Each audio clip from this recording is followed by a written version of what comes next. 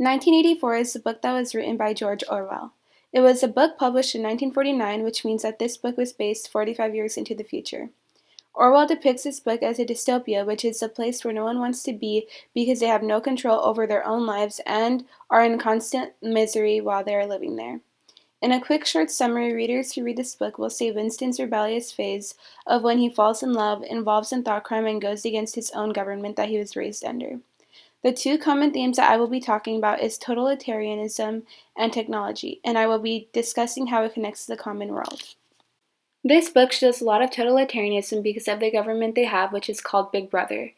Big Brother is known as a dictatorship. In Study.com, it describes that Big Brother controls what you do, what you think, what you eat, and even what you feel. It also controls information, history, physical, and psychological needs. He is the friend and the enemy. In 1984, on page 332, Orwell states that the party seeks power entirely for its own sake. We are not interested in the good of others. We are interested solely in power, not wealth or luxury or long life or happiness. Only power, pure power. Power is not a means, it is an end. One does not establish a dictatorship in order to safeguard a revolution. One makes a revolution in order to establish the dictatorship. The object of persecution is persecution. The object of torture is torture. The object of power is power. This quote basically sums up how powerful Big Brother wants to be and will do nothing to stop to attain it. Another example of totalitarianism in 1984 is the thought police. These are the people that take people away for thinking anything against the government. They are taken without a jury, without a trial, with no permission. The thought police can come into any house they want to and look around, and the owners can't tell them anything. They have so much power against the people. In 1984, it is said that the aims of the party are to conquer the whole surface of the earth and to extinguish once and for all the possibility of independent thought, said on page 244. This shows totalitarianism because they are not allowing the citizens to develop their own thought, and if they do, they take them away because they are rebelling against their own government. In HistoryLearning.com, it is said that on July 14, 1933, a law was passed making it illegal to form a new political party. It also made the Nazi Party the only legal party in Germany. The reputation of the Nazi police and the secret police led by Himmler was such that no one wished to cause offense to. People kept their thoughts to themselves unless they wished to invite trouble. In this sense, Nazi Germany was a nation ran on fear of the government. This shows a real-life example of dictatorship.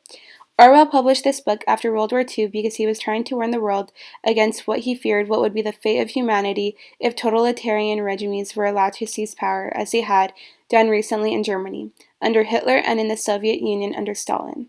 One other example of dictatorship that is actually occurring in today's world is the man Kim Jong-un.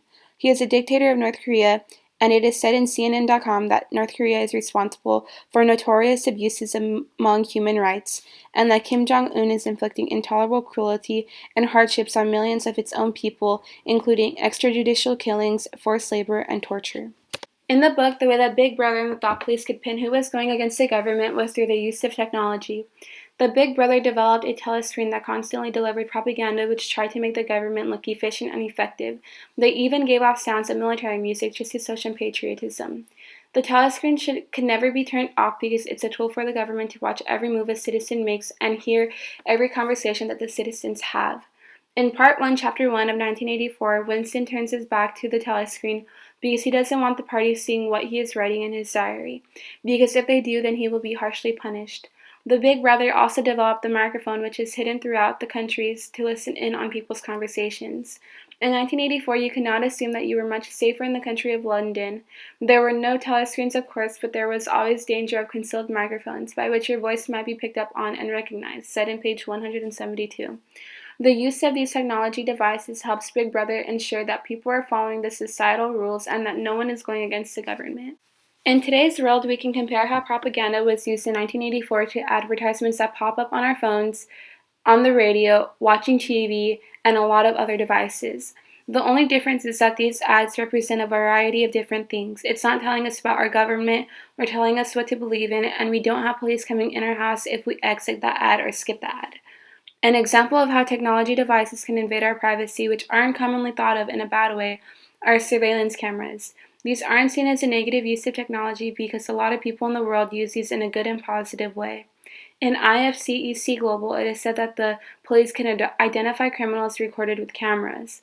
Through surveillance cameras, the police can both prevent crimes from happening and can quickly solve criminal cases with material evidence. In addition, Surveillance cameras protect against property theft and vandalism, which aren't such bad things.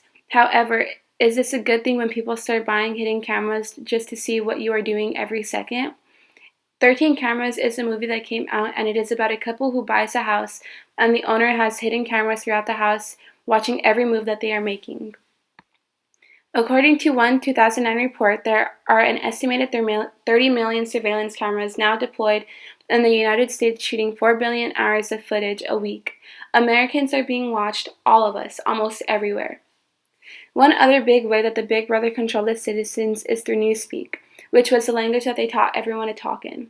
They took direct control of the English language, and through this, if people wanted to express an emotion of discontent or being uncomfortable with something, they couldn't, so it would be expressed as if they cannot feel. In conclusion, the whole essence of this book is to address how in the world, if leaders start gaining more control, we will be losing our human rights little by little. He showed this idea through the government of Big Brother, which controlled almost every aspect of life with their power and development of technology. Orwell wanted to show the world how much damage can be done if we don't do anything, how much power they can attain, and how little they will soon care about the citizens of the country. Lastly, he wanted to help us ensure that we have liberty and freedom, and we should never allow anyone in power to manipulate it or even take it away from us.